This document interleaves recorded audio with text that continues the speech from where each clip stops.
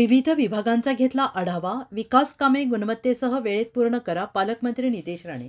सिंधुदुर्ग जिल्ह्याच्या विकासासाठी मुबलक प्रमाणात निधी उपलब्ध करून देण्यात येईल. जिल्ह्यातील विकास कामे आणि प्रकल्पांची कालबद्ध नियोजनातून अंमलबजावणी करावी.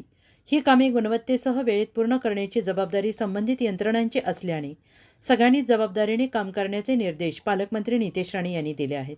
कणकवली येथे काल विविध जिल्हास्तरीय यंत्रणांची आढावा बैठक पालकमंत्री नितेश राणे यांच्या अध्यक्षतेखाली पार पडली आणि यावेळी ते बोलत होते. यावेळी पालकमंत्र्यांनी प्रधानमंत्री ग्रामसडक योजना, मुख्यमंत्री ग्रामसडक योजना, सार्वजनिक बांधकाम विभाग, जिल्हा परिषद, जिल्हा नियोजन समितीमधील विविध यंत्रणांचा आढावा घेतला.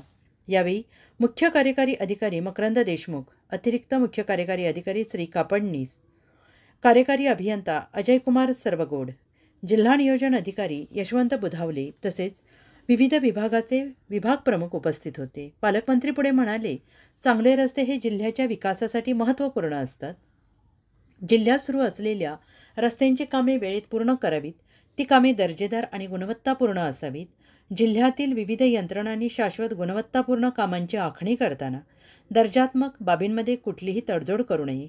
तसेच जिल्हा परिषदेला विकासात्मक कामासाठी दिलेला निधी वेळेत खर्च करावा.